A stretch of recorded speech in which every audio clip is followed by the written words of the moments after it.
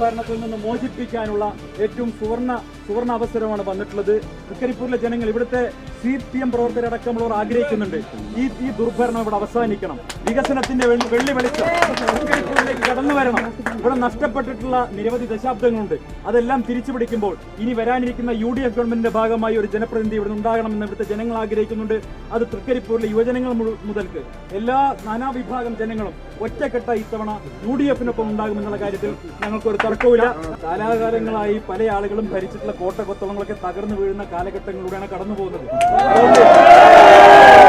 അത്തരം കോട്ടകൾക്കൊന്നൊരു പ്രസക്തി. ഇത് ജനാധിപത്യമാണ്. ആ ജനാധിപത്യത്തിന്റെ മഹനീയത ഉയർത്തിപ്പിടിക്കുന്ന അത്യുജ്വലമായിട്ടുള്ള ഒരു വിജയം UDF-നുണ്ടാകും.